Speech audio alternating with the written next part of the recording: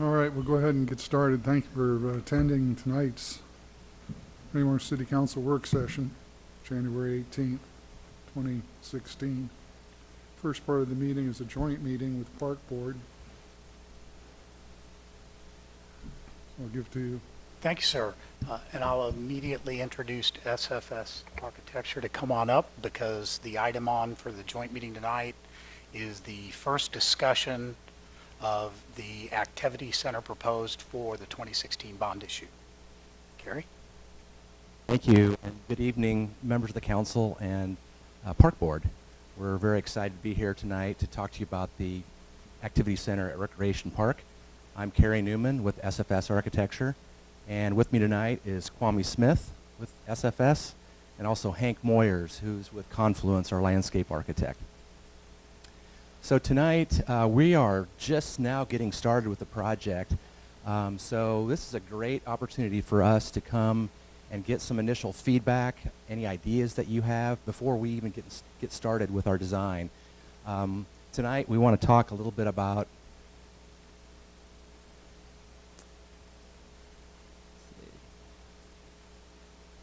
this was working.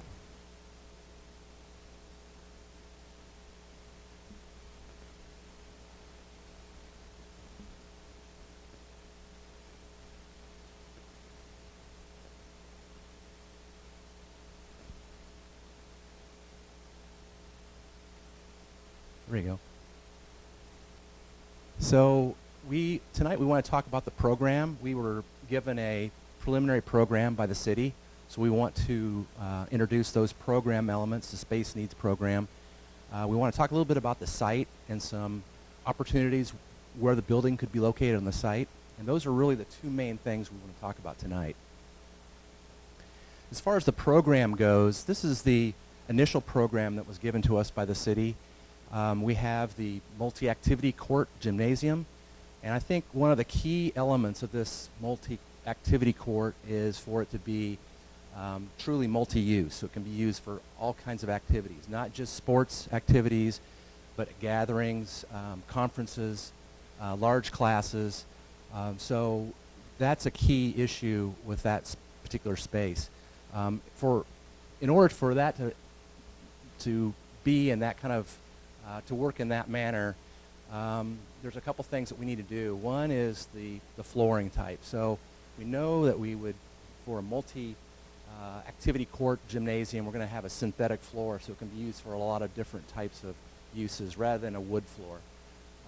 We're going to have expansion capability for that gymnasium as well.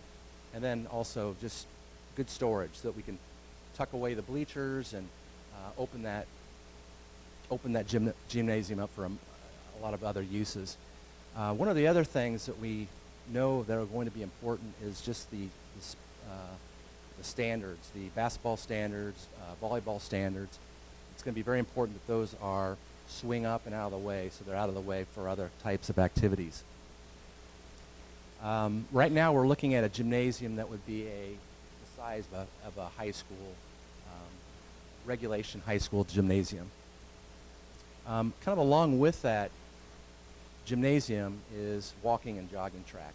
And so we'll be looking at a lot of different ways to do that, whether it's elevated, which there's a cost associated with elevating the track, or does the walking and jogging track really become part of the circulation within the building? And so we're going to be looking at a couple of those different options as we move ahead in the design. We have a studio space. Again, this is going to be important that studio space have a lot of different uses. So it could be aerobics, spin classes, any other kinds of classes. It could be craft classes. So again, another multi-use space. Storage space really for any of those, for the studio space as well as for the gymnasium space. Then a small catering kitchen. Of course, the lobby and lounge area, and then looking at approximately 75 spaces for parking. So I'll just stop right there before we move into the next part of the presentation, just to see if there's any initial thoughts or ideas that anybody has right now about the program for the building. Yes, sir. You mentioned there's a cost involved in elevating the walking or jogging track. Can you tell us dollar-wise what that might be? At this point, I don't think we really have a good feel for that, but that's something that when we come back to you the next meeting, we can give you some idea on costs.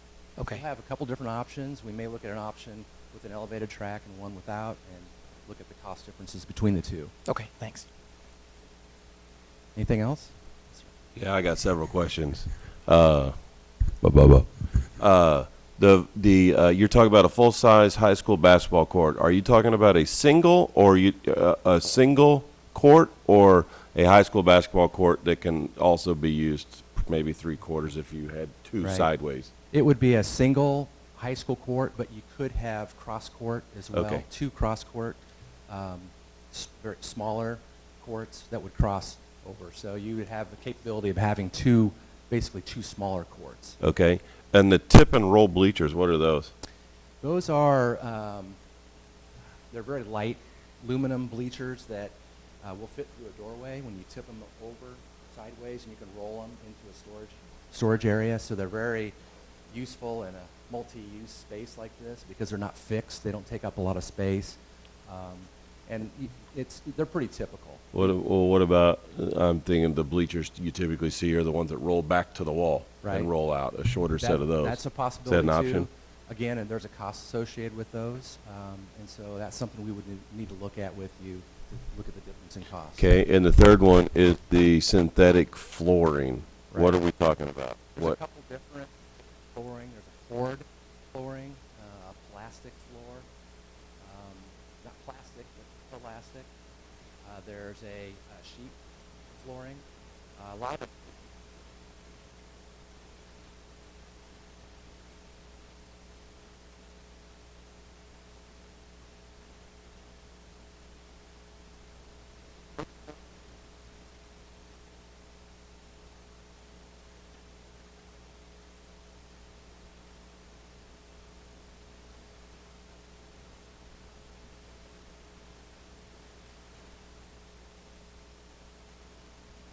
At some point, we'll have samples of that flooring that you can look at. There's also a lot of different examples around town that you can go look at, the type of flooring that we're thinking about. So,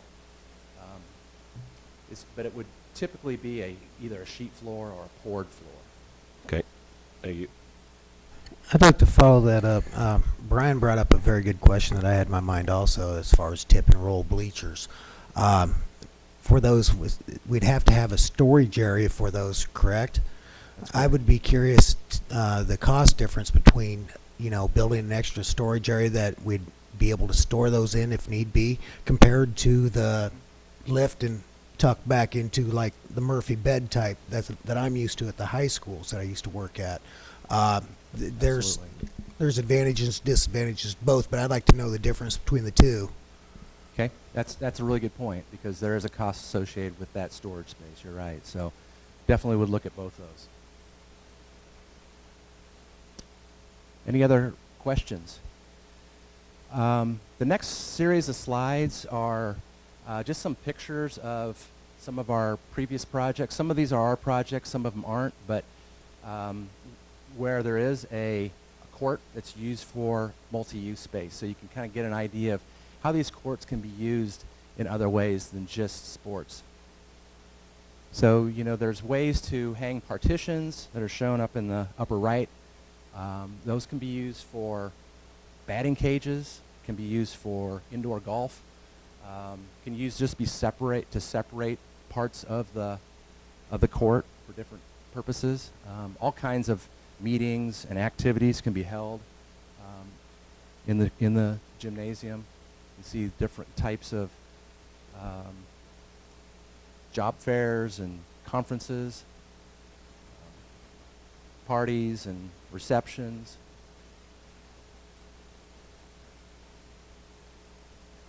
So there's just a lot of different ways. We could have a stage kind of on one end of the gym if that was desired for presentations.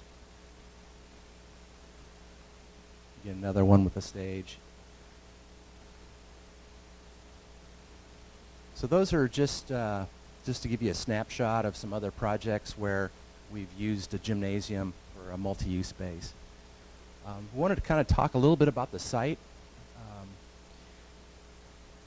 You're familiar with the site. This is Madison here on the west. North is up. We've got the neighborhood area here.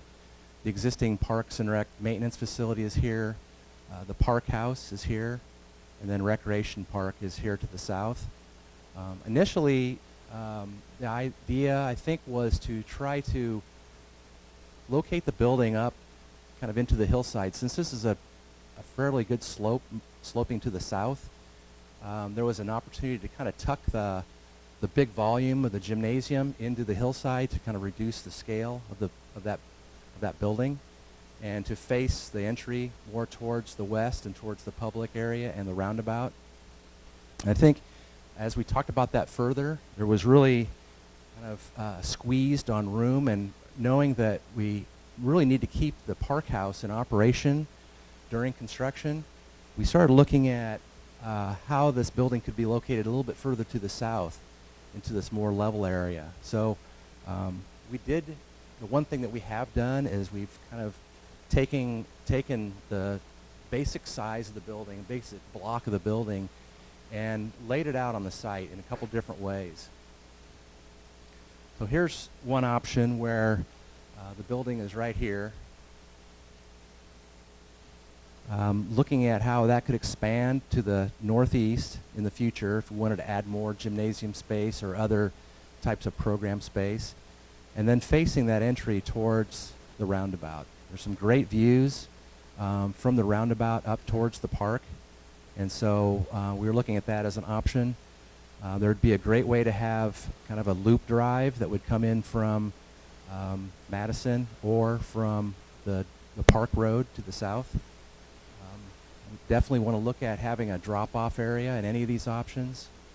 The parking really could be located on either the north side, northwest side of the building, or to the southeast of the building. And then again, looking at how maybe this neighborhood gets buffered from the building. Some nice views also from the building out over the park area. This option really brings the building a little bit further, probably as far north as we can. Could be pushed a little bit further north, but and still maintaining the park house so that we can keep Nathan and his program in operation while we're building the new building. In this option, the parking could be located along the north side of the building and have an entry really kind of on this corner that would address the street. Again, there is the option of flipping this parking to the south side of the building and having the drive come in from the park road as well. So in any of these options, we're looking at how the existing trail, which is a really nice trail system that you have, how that can be incorporated into the site development of our building, and how that could be rerouted around the building. And I would say on this option, this is probably the best opportunity to bury the building, the large volume of the gym space, into the hillside a little bit to reduce the scale of the building overall. And then this option moved it further to the south altogether. In the building here, potential future expansion to the east. Parking, again, another kind of a loop drive. This, on all the concepts, we know that this is more of a storm retainage area, so kind of maintaining that. But again, looking at these views from the roundabout up towards the entry, I know it's going to be really important to really clearly identify that entry and make it very dynamic. So I think on all concepts, we'll be looking at that. And then the parking more located in the front of the building. So those were the three kind of very preliminary look at placing it on the site. Just want to get any feedback that you have. Kerry, the three alternatives in our packet all three are completely different than those. Right. Have you abandoned the ones in the packet and are encouraging these? The or- the ones that you find in your packet were actually from our interview when we interviewed for the project. And at that time, we didn't realize that the park house needed to stay while the building was constructed. And so after talking to staff a little bit, I think the direction was we should really look at not just locating it up here, but also the opportunities of bringing it down to the south. I think there's some costs associated with the grading and retaining walls that would be needed to bury it into the side of the hill as well. So I don't think we've ruled out anything at this point.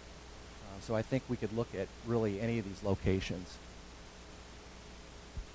There are some really positive things about pushing it into the hillside, I think. Can I ask a couple of questions of Nathan? I know we want to keep the park house for the Summer Quest program, but I don't want to hinder this project based upon that, knowing it's going to get replaced with this. I mean, are there other options we can do with Summer Quest to make sure we do this project correctly? And I think too, and I don't want to really throw this out, but mobile trailers, rentable trailers for a summer program, is that a possibility?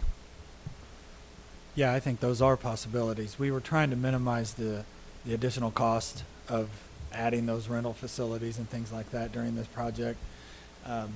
So the idea was to keep the park house bare minimum, using a lot of field trips, a lot of outside stuff, for camp. But if you're going to leave the house, you're going to leave the house. So it's usable. That's right. And I so just it don't want to doesn't hinder matter. this based upon us saying, hey, we got a program we want to keep. Ultimately, here, I you think know? that's the decision of the park board and the council to make what the design that they want, and we can make the camp work wherever we need to be.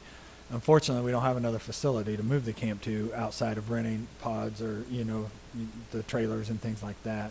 So we just wanted to make sure that Carrie and the guys knew that we had to have somewhere to put camp during construction, and that's why you have different options in front of you. Okay. Another question. The road we currently have going to the maintenance facility, goes to the park house and the maintenance facility. As I look through these, we put the roundabout for traffic control and also for traffic flow. To be honest, I want to get rid of all that extra road going to South Madison and try to use that roundabout as much as possible for all of the traffic going in and out of Rec Park and all these areas. But would we have to add any infrastructure to that road coming in if we start adding this extra traffic and start adding park maintenance vehicles? If we took this one, I guess, if we took that last design that was just up there and we cut the one that goes to South Madison to the left, if we just cut it out, had one entrance going in and out, but we'd have to add a second one up near the tennis courts to get to the maintenance facility, is that possible? Or maybe we just leave that small road just for the maintenance traffic? Are those possibilities as I just throw things out? That's okay. A couple other things that we wanted to make sure was that we weren't putting so much pressure on one entrance into the park. There's a lot of traffic there, and if we did another large parking area, there's one access into the park and one way out. So if something was to happen on that drive, you're pretty much bottlenecked and stuck in there. So we were wanting to look at alternatives to have an additional exit route. Another thing we were trying to do is keep the maintenance drive separate some way there, so we can keep the guys, their tractors and stuff separate as much as possible. That way that facility didn't add additional traffic on there. Anything to add to that?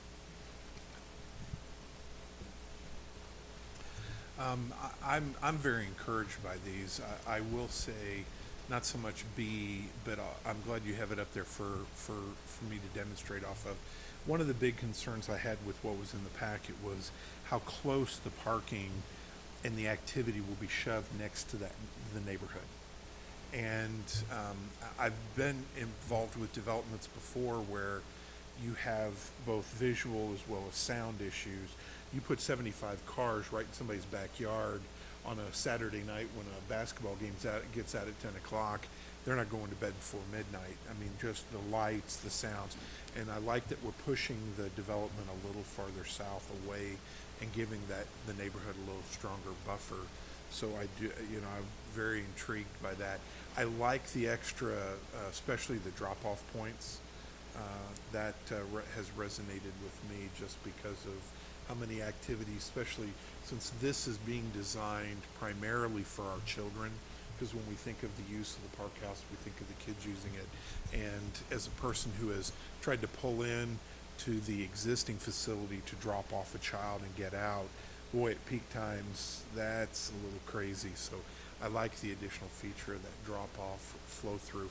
Any additional exit, while I do think the roundabout works really well, once people leave the triangular parking area, it can get real thick, especially like on 4th of July, some of the big, especially the heat or the bulk of the Saturday morning rush. The added exit onto Madison is intriguing. So. If you push that thing further south, you're going to usurp a lot of the parking that we use for our 4th of July stuff. What are we going to do about that?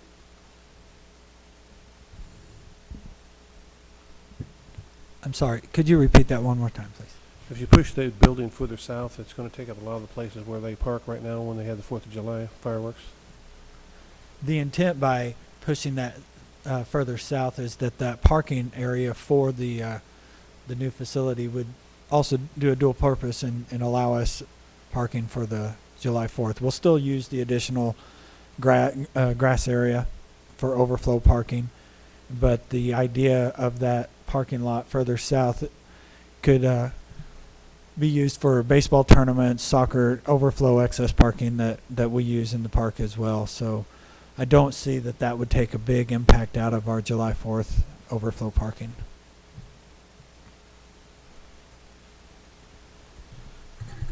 You talk about cost savings, but bearing it in the hill on the scale of the building. Can you give a percentage of what kind of savings you're talking about? I know you don't have numbers.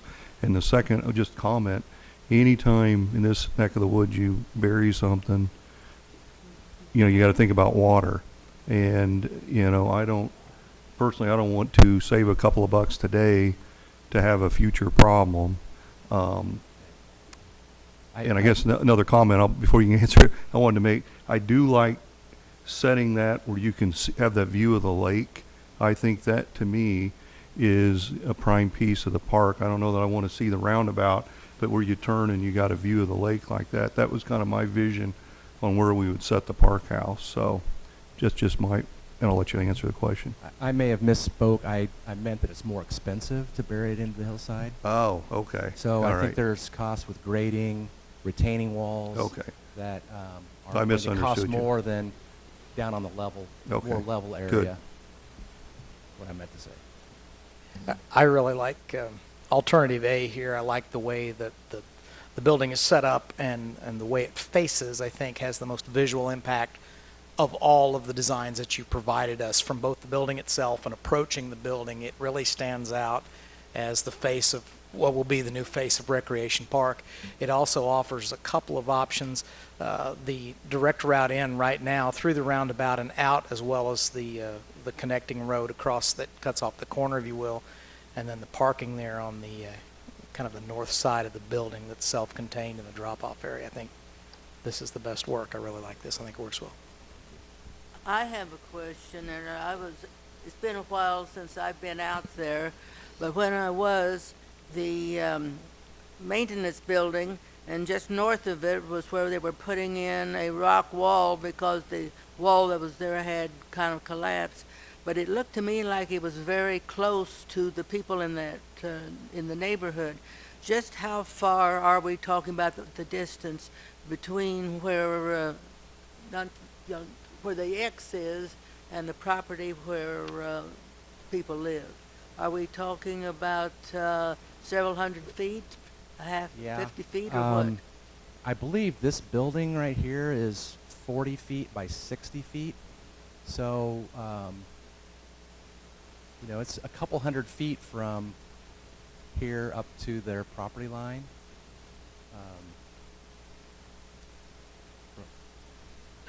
Well, I could see noise and traffic as being a factor for the people that are on that have the houses just north of this, and that could be a problem if you're talking about a lot of people. So to me, the further south that you could come with the project, the better off we would be.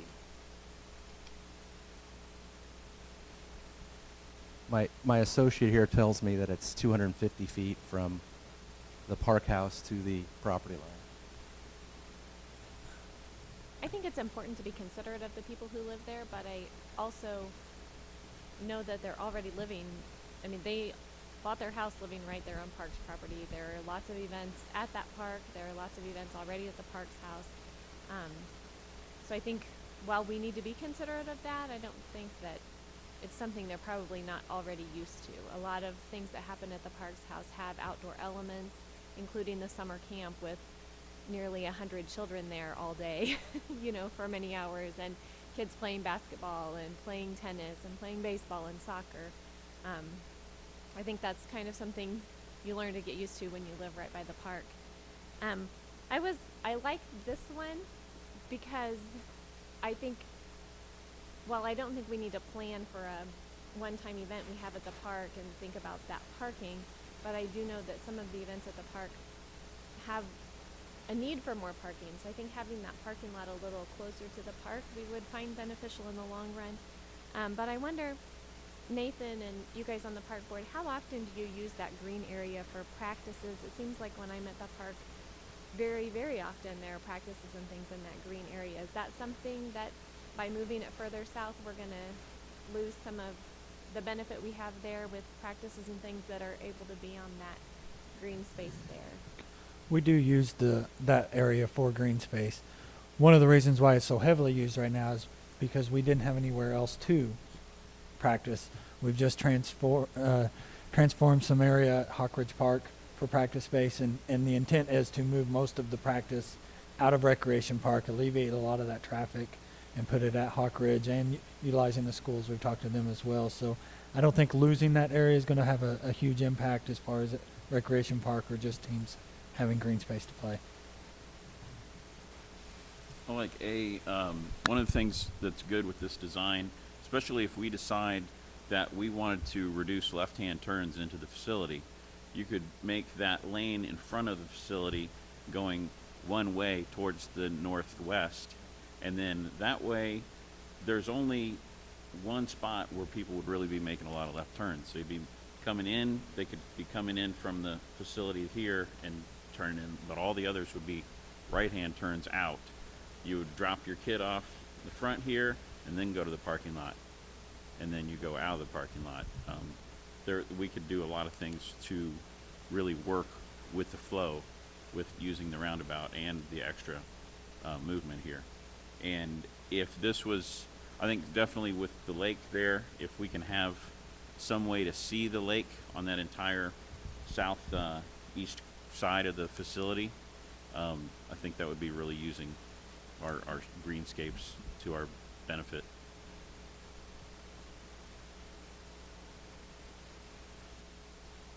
I had another question.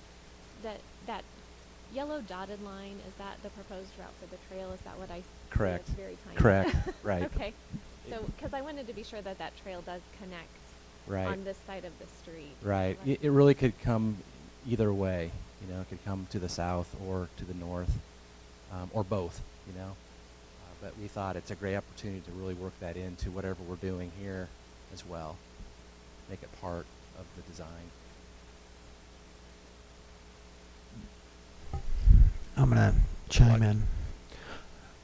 I like the design and the plan of A better, personally, as far as I think appealing and usefulness for what we're talking about. I also had the same concerns that Sonia was saying, as far as, losing the space that's being used there on the south for practice or play or whatever. That's my biggest concern. I also had the concern of, why would we spend the money on a roundabout there several years ago and then just defeat it now, but I think the the sound reasoning that I'm hearing is, during our high event days there, which is basically the 4th of July and whatever else we may come up with, that's a one-time deal.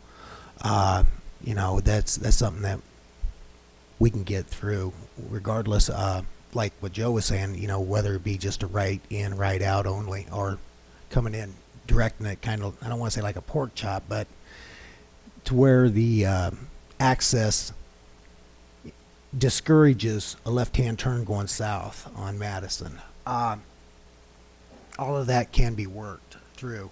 The other thing that kind of bothered me about, hearing burying the building somewhat, we never know what we're going to get into once we get underneath 2 feet of rocky soil, but it could be blasting, so it bothers me to go down very deep into the earth. It's just unknown unless there's some kind of studies have been done that we know what's there and what we expect to go through to do that. Personally, I just think A is a better choice, better option all the way around. Even with the disadvantages, there's less disadvantages that I also don't like. The idea of that parking lot being so close to those homes up there. I realize that those neighbors have lived there for that while, but what we're building there, we're building with the hopes of encouraging more activity. We're wanting to grow that, and that's basically what our goal is. So, I would rather have that parking lot a little further away from them to add that little bit of buffering there. There's a couple other things on my mind, but it's irrelevant. Not really irrelevant, but just kind of small things on that. The road going into the maintenance park. All that stuff can be dealt with. But that's my input. All right, on side A, on alternative A, I'm assuming that the initial construction on that would probably be the least expensive of the 3 designs, considering it's further south and in flat area. Most likely, yeah. All right. Now expansion, that would take us into the hillside, wouldn't it? Somewhat. It's still. But still would be the most, probably a little less expensive than the other 2 alternatives. I would think so. Okay.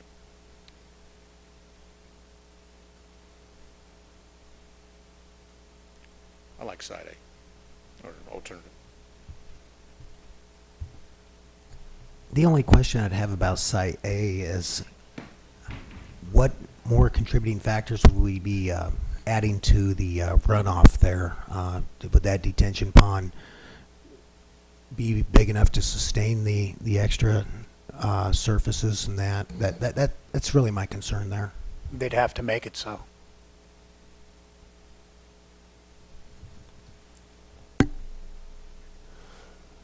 Okay, since this is the first time I've seen these 3, I don't know which one's better because we keep going back and forth all the time. But if A is the one everybody likes, what about taking the building, moving a little bit farther northeast, more towards the park house, swinging that parking lot around towards the retention pond?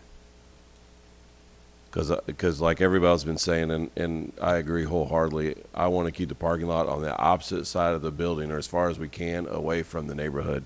Because that's where your noise is going to be. I think you'll have some noise from the building, but very little because it's all going to be indoors. Keep your parking lot opposite because that's where your cars will be starting, your trucks will be coming in, your people will be chit-chatting outside. That's where the lights will be. I think that's where you'll have your street lights in your parking lots. I think if we can keep that on the opposite side of the building, we'll be much better off that way than even here.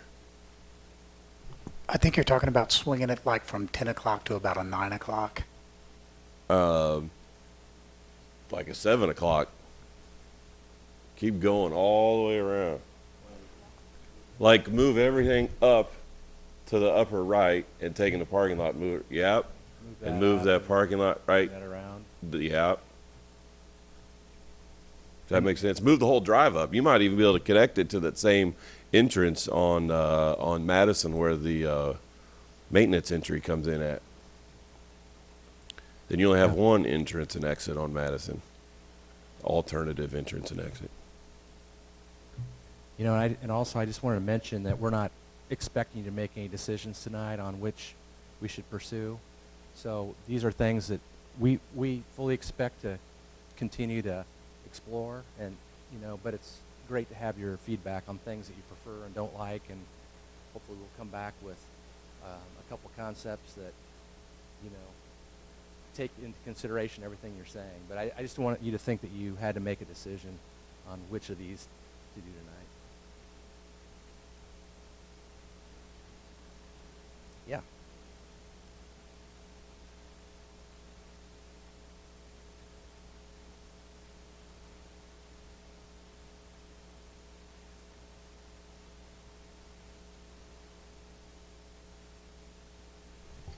May I ask what the yellow shaded spaces is identified for? This space here? Yes, on all three of those. Those are alternative parking areas. So, okay. The parking could be here, or the parking could be here. Same way here, the parking could be on the north or flipped over here to the south. And then parking could be here or, again, flipped over here on the south. I think kind of like maybe what you were suggesting.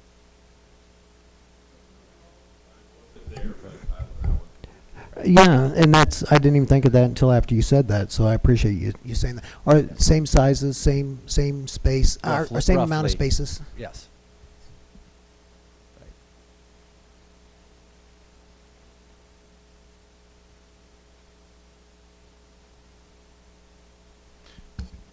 Do you feel like you've got some stuff to go on here? Gary? Absolutely.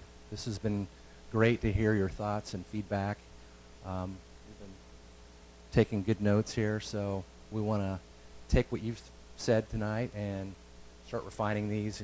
These were very preliminary. We didn't spend a lot of time on these, so really digging into it and taking some of the things into consideration that you talked about tonight. So I'll come back Terrific. to you. Thank you. Thank you. Appreciate it.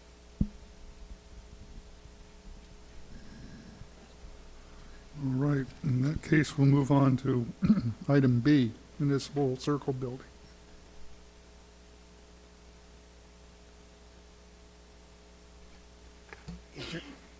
Is yours loaded in yet? Okay. We have to shift from one architectural group to another here, so there'll be just a couple of seconds here while we got a lot of architects in the room tonight.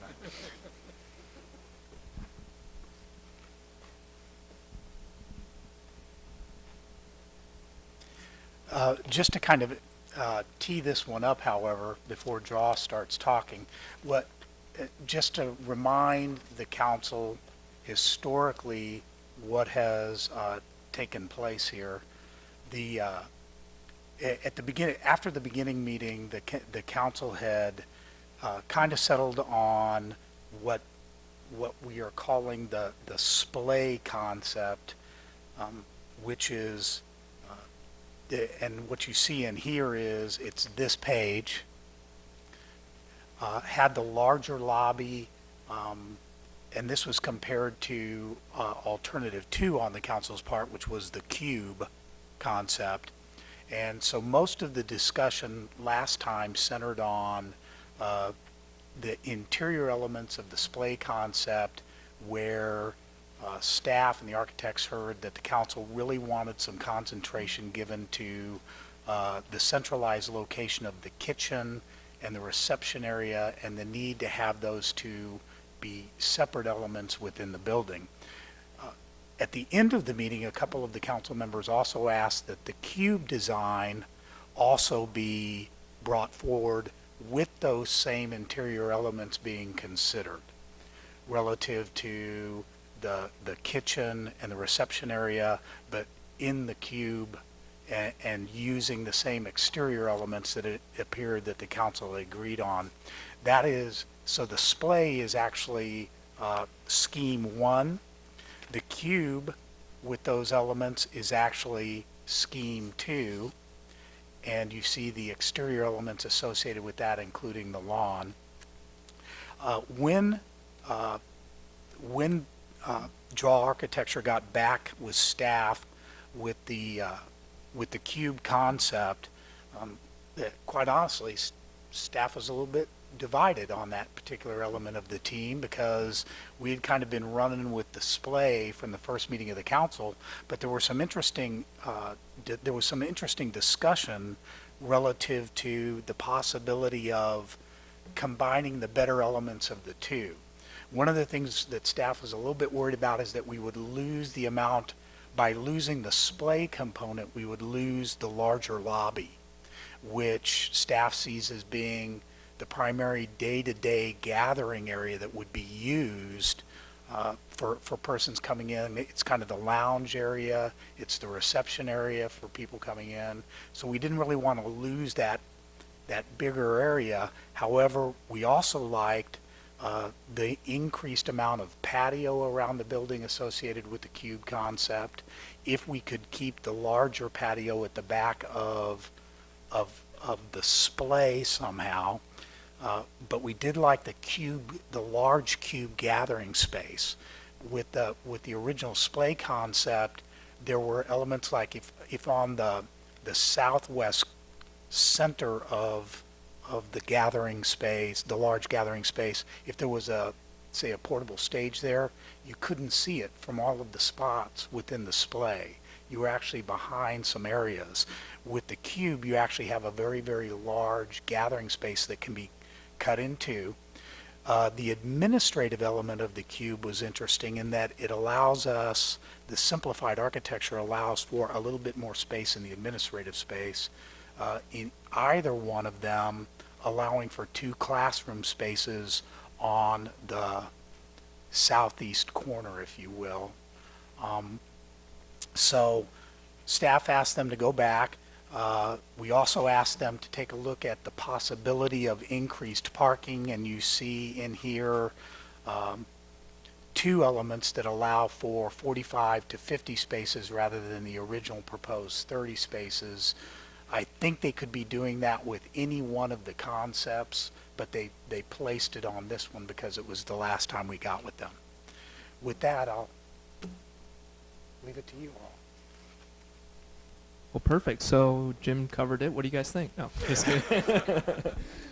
So I'm just going to run through them really briefly, kind of reiterating some of the things that Jim mentioned and pointing them out, and then we can hopefully kind of reach an agreement on the big picture of where the walls are located, which scheme you guys prefer, and then we'll be able to start diving into a lot more detail on how the building works, what's going into these rooms, how big exactly these rooms are to fit the exact needs that you guys are looking for. So once again, the Scheme 1 or the splayed version is shown here, which does locate the main community space focused to the large outdoor green area, and the lobby on this one is located between the two, but we also have a good portion of the lobby that has to wrap around to the front side so we can maintain access to each portion of that gathering space if it is subdivided. And then moving on, the cube here, as Jim mentioned, is the one that we're showing that had the 3 sides with patio space. So the wraparound patio concept around that main community space. Again, the lobby between the administrative wing and the community space. But as Jim mentioned, really on this scheme, the lobby space is not as large and not as open to gathering as some of the other options are. And here the green spaces are divided into 2. There's kind of a primary one off the lobby and off the event space or gathering space, and then a secondary one off of the other side of the gathering space. And in all these, we're using trees to help define those spaces and to help buffer the building from the surrounding buildings and also the parking lot to the north. And then as we go to the third option, it really is the cubed floor plan, more or less, except we do splay it, so it's the splayed cube, I guess. But we are focusing in this option, we're focusing the patio spaces to the 2 sides off of, not on the circle drive. So off the circle drive, We'll maintain some kind of larger grand entry space, outdoor entry into the building, but then really focusing that outdoor patio off of these two sides of the building to allow that community gathering space to spill out onto the patio. And then also designed the landscape of this one to follow suit, to be more of that L shape off the gathering space, but would allow access to that main green from really any part of the building. And here you'll see that the Grove concept off the lobby is also coming back into this scheme to help define that edge between parking and community space, similar to this Blade, which I think was reflected positively upon in that option. So we're trying to pull from the feedback and kind of bring all, hopefully, the best parts into this option. However, we think they're all very, very great options and could equally serve your needs for a space here at the annex. And I wonder, Brett, do you have anything else you want to add to? Thanks, Josh. On this third scheme, we were directed to look at the expanded parking, which you see. So there's roughly 45 stalls versus the 30, which we had looked at previously.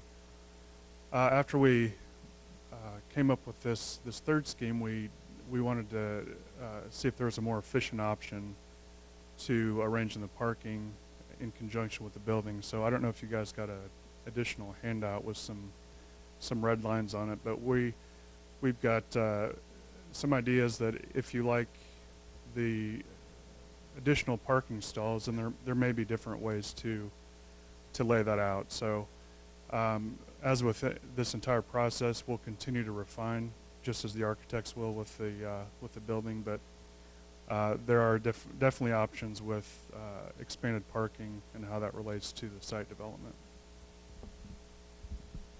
And I think one other benefit you'll see in that red line diagram is that it also gets the building closer to the parking, where in some of these, the parking does get quite a ways away from the front door. So in that red line diagram, it moves stalls closer. It allows us to get the site a little tighter up against the administrative wing portion of the building because they're parallel to each other. So it just has some efficiencies from that standpoint as well.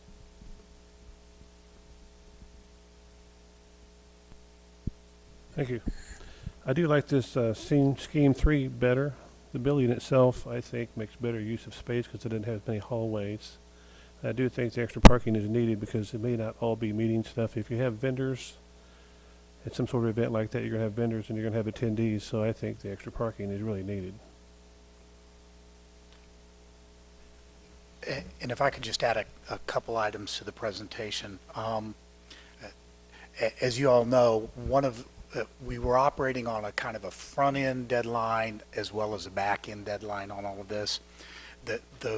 The original calendar for this called for, and we've really been trying to hold them to it, although Dan's sighs are getting longer and longer each time I talk to him, to completing this building no later than late March or the very beginning of April of 2017. To do that and to begin the site work that's going to be necessary, whether it be the smaller version or when the bond issue passes, the larger version, that site work needs to begin in a very timely manner, like the very early part of this spring. To do that and to also have a concept plan to sell for, to be used, watch that language, Jim, to be used in the informational component of the bond campaign, we have to make a decision at least on the shell of the building that's going to be used. The other thing that they've been reminding me is we don't want to get hung up on, especially when you're looking at the exterior of the building, the configuration of the bushes, how many trees, things like that, that'll come later. But what we really need tonight is a decision on Scheme 1, Scheme 2, or Scheme 3. Well, I like Scheme 3. I agree with you, Mr. Mayor. I like number 3 as well, but I did have a couple of questions. I was wondering, are we planning for the wall between meeting room 1 and 2 to be movable or not movable? And if it's not movable, I wonder about maybe putting the restrooms or the storage room between those 2 rooms, so if there's something rather loud happening in one room, it might not disturb the other. I really like in the way this one, instead of the original splay, makes the kitchen available to both sides of that big space should it be divided. I think that was one of the big things that we were hoping for in the changes with the splay.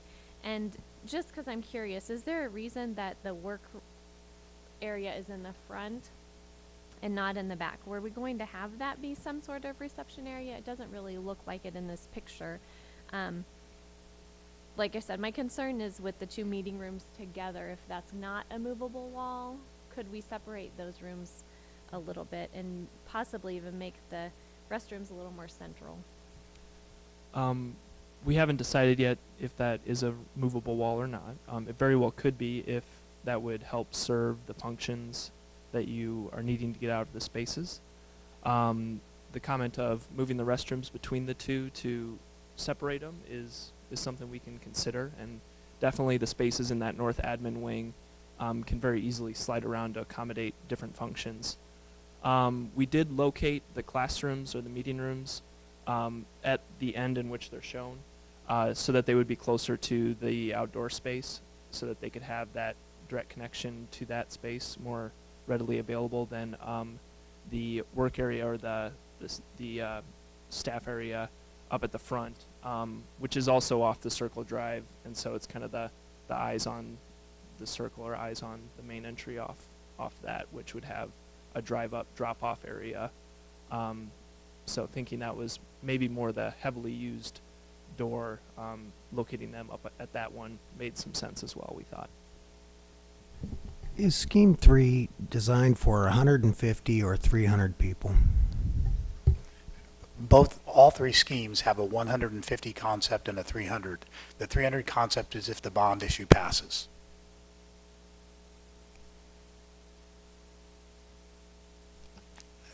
What do the rows of pink kind of circular objects represent on the drawings? It's just maybe a more ornamental tree bordering the outdoor space as a possibility. Okay. And then Scheme 1 to Scheme 3, Scheme 1 would seem to appear, just from the drawing itself, slightly larger in scale. The building looks a little bigger. Is that a correct assumption? That is, and that's because of the main location of the gathering space. There's quite a bit more lobby space required to allow for circulation down into the lower part of that gathering space should they be subdivided, whereby rotating that and orienting it in this manner, we have both entrances more easily accessible off that main lobby space. So yes, this building is more efficient than the Scheme 1. Thanks. For that reason, I like Scheme, I guess it would be Scheme 1 the best, because it seems to offer more space, but I'm not opposed to Scheme 3. It would probably be my second vote. And there's one thing to mention, that with the other 2 schemes, Scheme 2 and Scheme 3, because of that gained efficiency in the lobby space, we are able to get an extra meeting room in either of those schemes for the same or less square footage. Thank you. If the lobby space is a problem, I mean, I don't know why you couldn't take the main area called the annex and just move it down a little bit. That would make the lobby a lot bigger. So, I mean, you could have a bigger lobby with this design if you wanted to. Yeah, with any of the schemes, we have that opportunity to do so if we find that the program won't work in the lobby that's shown. Well, obviously, all 3 schemes have hit a lot of the things that we've talked about in previous meetings. I'm biased because as a person that uses a lot of these spaces on a regular basis, the lobby space is actually almost as important in its use as the conference space itself. And I'm thinking primarily of UMKC's multi-purpose facility there for the student union. The cube in Scheme 3, the divider that could divide that room will actually be longer than the one from Scheme 1. And that's where, I mean, you're moving it a lot. It's not as insulated as a traditional wall, so you're going to have sound issues through there. And you run the risk of potentially having a big, giant cube and only having like 30 people in a room. If you want to feel like you're literally on the ocean by yourself, well, the Scheme 1 seems to divide the gathering rooms up a little better.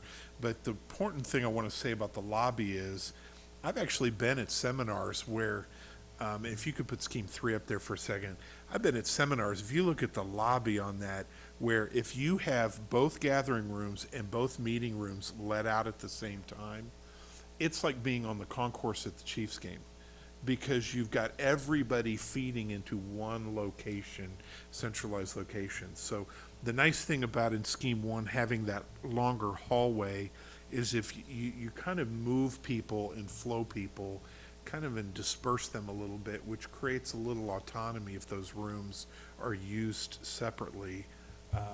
I like all three schemes. I think that our consultant is hitting our mark here. So, I mean, there's no criticism at all. I kind of go with Scheme 1 just for usability to separate out. But I wouldn't be displeased if we went with any of the three, but I lean 1.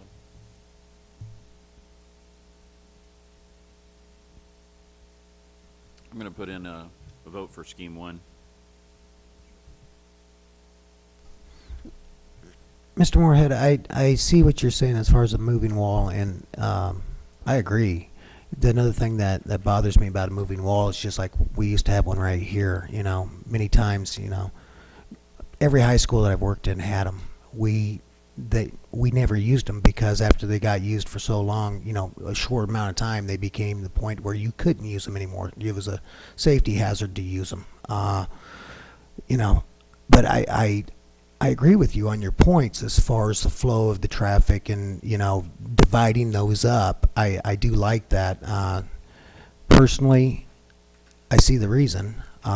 It's a very close second to Scheme 3 for me, but I would not be opposed to Scheme 1 at all. One of the conversations that Mr. Stevens and I have had over this, you know, even as recently as tonight, is that, you know, I feel that a lobby that serves as a gathering point, as a focus point of this building, could be very key to its success. The other schemes that I'm looking at, other than 1, is more of a hallway. You know, I just see that as a hallway. This here can be used 2 different ways, and I like that. I think that's more sellable and more beneficial to the community, you know, just based off of how I use buildings when I go in and rent them and stuff like that. So thank you for your input.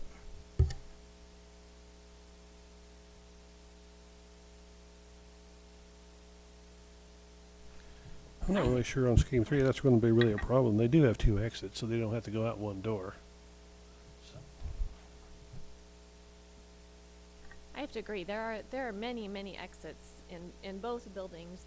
As far as I can see, it seems like there are some major flaws to me in Scheme 1. I think that having the kitchen only available to one room in the building is a major flaw. The kitchen, without having to walk all the way through both parts of the lobby to get to the other large meeting room, I mean, technically, yeah, you could walk all the way around, but if you're serving food to people, you probably don't want to carry it all the way through the building. So I think having the kitchen really only available to one room in Scheme 1 is a very major flaw. Also, as I believe it was Mr. Fearborn pointed out, if you look at where that wall is and where the door is for the second large room in Scheme 1, if you were to try to use both of those rooms together as one big room, there would be a corner back in the back through that door and where the divider is that really would feel like a whole different part of the room. I think it would be hard to use those two big rooms in Scheme 1 as one room that really has a good flow. I like that the more cube model gives us two smaller meeting rooms. While I agree flow of traffic is important and maybe having a little bit of extra room for that could be beneficial, I think it would be much more beneficial to be able to offer another small meeting space for people to use.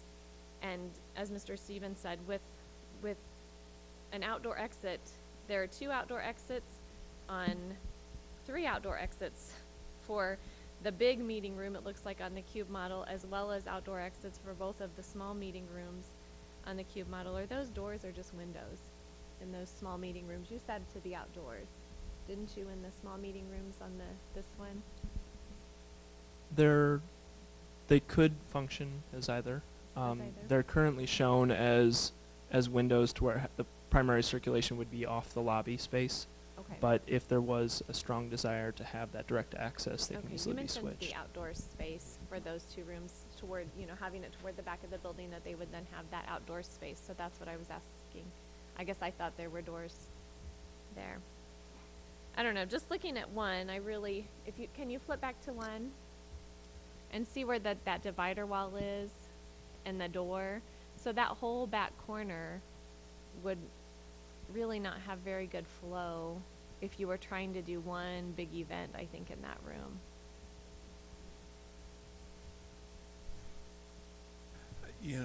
And again, this isn't a major point of contention. I do have to say, though, the exact same, if we could turn to Scheme 3, now everything that was just said applies. Because if you look at the square room, it's not square. You have two offset areas instead of 1. Either way, there's going to be an offset area in something. The other problem with Scheme 3 is the kitchen actually only directly feeds 1 room. If you look at Scheme 1, the kitchen is equally accessible to all meeting rooms. This one, you have to go through another room. So for example, the 2 meeting rooms on the northeast corner are completely boxed out, have no access. So it's a limitation of the use of the kitchen.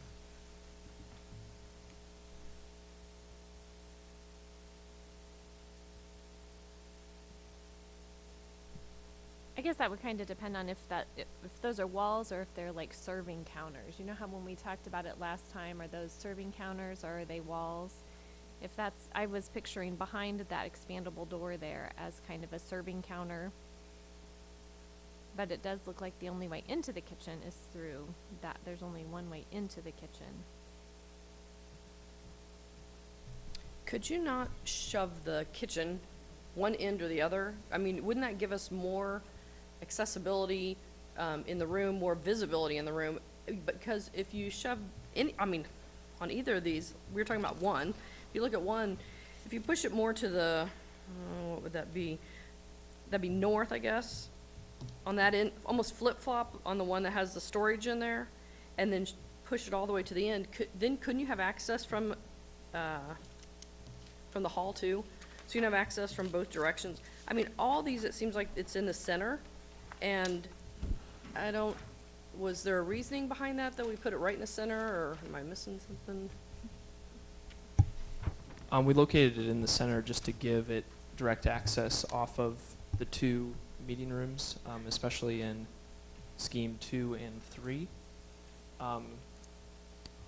And so any of these walls around that kitchen could have doors in them, could be serving counters, could have direct access to either those meeting rooms and or the lobby. So in that central location, it gave us good access to the lobby and good access to either community gathering space if subdivided. Mr. Fairborn, question. You said we needed to vote tonight because I think the kitchen question, that's a very small thing. I mean, these are good points being brought up, but you need us to vote tonight whether we go cube or splay. If we want to tinker with a wall or Absolutely. a countertop, or that's not at risk tonight. So some of our smaller concerns can be addressed. We need to know cube or splay. Exactly, yes. Yeah, scheme 1, scheme 2, or scheme 3. One other question. So in number 1, is the only divider between that front lobby area and the big meeting space actually a sliding wall? We have in this option to give, to actually enclose both of the meeting spaces. We're currently showing one divider wall running through the middle of that gathering space. In this, we're also showing a second divider wall here to separate it from the lobby space.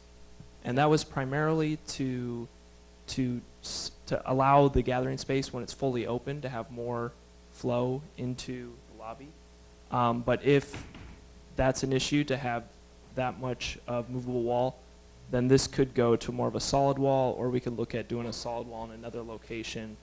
But still, in general, it's kind of the orientation of the gathering space and kind of only having access or flow into the gathering space off the lobby into one half of it. You know, here the other half is a little bit segregated from the lobby, but it does offer you some other benefits that you guys have mentioned tonight as well. So, is Nathan still here? Or somebody from Parks? I'm just wondering, how do you think people would feel about renting a space that isn't really closed off? Do you think that's something that would hinder people from wanting to use that space if it was open? Or do you think that would be beneficial from the questions you get for people wanting to look at space? If we said we have this great big space, but it's not really closed off, would that be beneficial or not for people? I think a lot of it depends on the reason why they're renting it. Receptions, things of that nature. You can put buffet lines and things out in that hallway, in that lobby area, and really make a good flow. I don't, and you know, I don't see that would hinder anybody from wanting to use this facility. The small meeting rooms are going to serve their purpose, and people are going to rent that for that room. The large areas they're going to rent. We're going to have ways to close that off. I don't see that larger lobby area would hinder anybody from wanting to use or rent the facility. On any of these schemes, the open areas, the big rooms, would any of those have pillars in the middle of them to hold the roof up, or would it be completely, totally open across the floor? We're planning to free span the main gathering spaces. There wouldn't be any columns in the lobby or the main gathering spaces.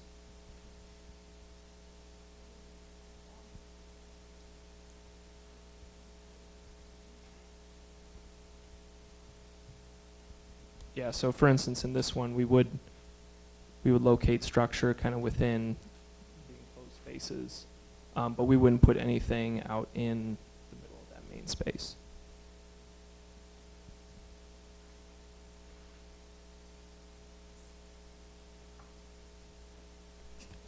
I would have to concur with Councilmember Moorhead's comments.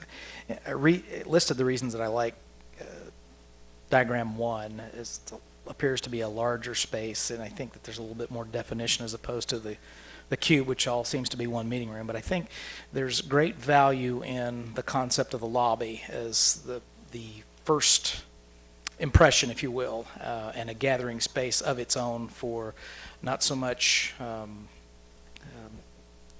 formal meetings, but informal meetings of citizens and people. And I think that concept is lost a little bit in Scheme 3. I like Scheme 3 as well. I just think Scheme 1 kind of fits what we're looking for a little better.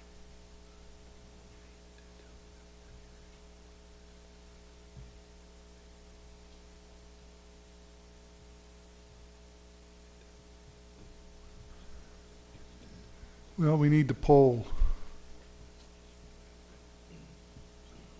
Scheme 1.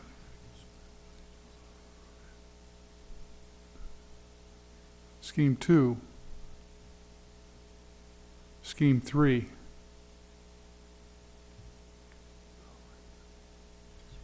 Scheme 4. Scheme 5. I'm not sure that I understand why we have to decide on the design right now.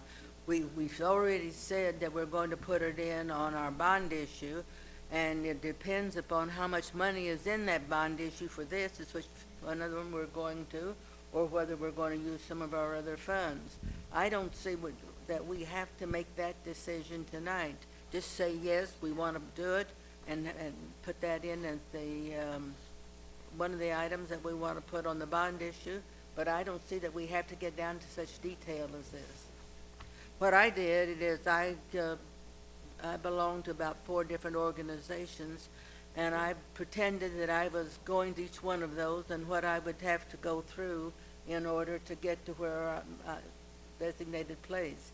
And that's why I chose 2, because 2 was the easiest for me to get to where I needed to go for my different organizations. Because as I said, I walked myself through it. Did we come up with a consensus? Yes, sir, we do. And just to explain to Councilmember Hubach, this building is going to be built in one form or another, with or without the bond issue. The smaller version, the council already has the money set aside for, so one of these, and it appears the consensus was Scheme 1, they're gonna start moving on that. What the bond issue holds is conceptual plans for the larger component of the building. But the smaller building, which is Scheme 1A, if you will, that's in these diagrams, is what they're going to be moving forward with one way or the other, because the money's already set aside. It's not bond issue money. A topic we didn't really kind of conclude on, though, but was mentioned, was the kind of alternate parking scheme that was redlined. And I guess for the sake of comment, I actually like that additional scheme. It offers some additional parking. It uses what I see as the far northeast portion of the parking. It uses a little more of that space, which, since it's the farthest from the building, I think is kind of dead space anyway. And it creates a little more of a drive-through effect versus, if you look here, I mean, it is, yes, it's kind of the same thing where you're only parking on one side, but it allows for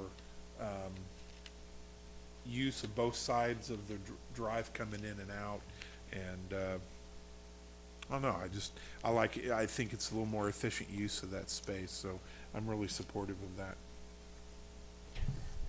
The concern I'd have on the, nothing is set in stone, but with the diagram that's there now, the head-in parking that allows traffic to enter and exit either way, the entrances, that would be the one thing that I would worry about. I mean, that could be alleviated with angle parking, but then the question would be, which would be the best way to have them enter the first entry off of Circle Drive or whatever. You see where I'm at?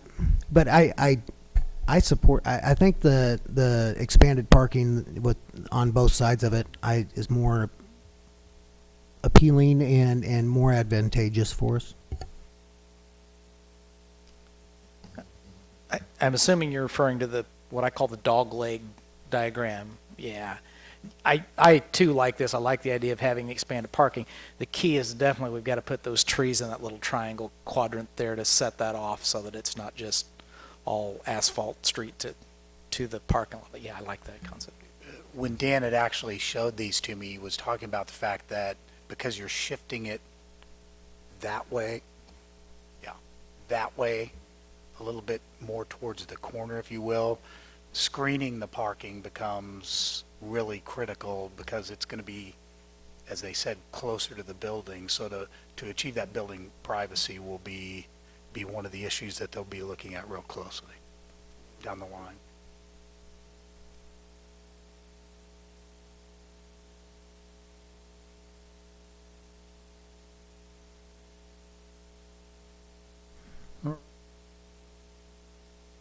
That takes care of the municipal circle building.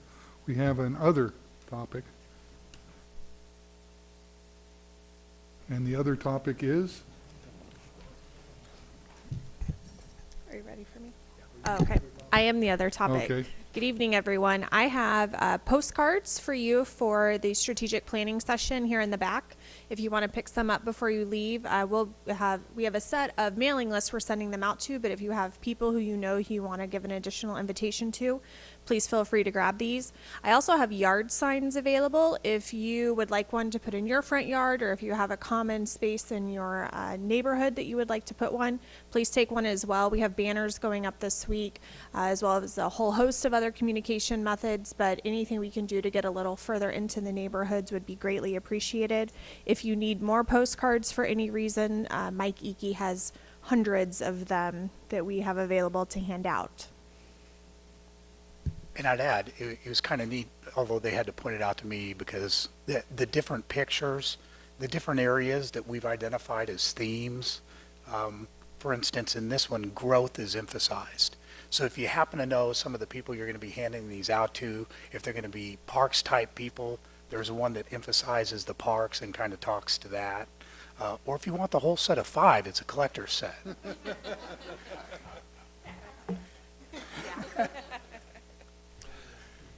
A question for Mr. Cataret. If we put this yard sign out now, are we violating the sign ordinance for it being 30 days before the election?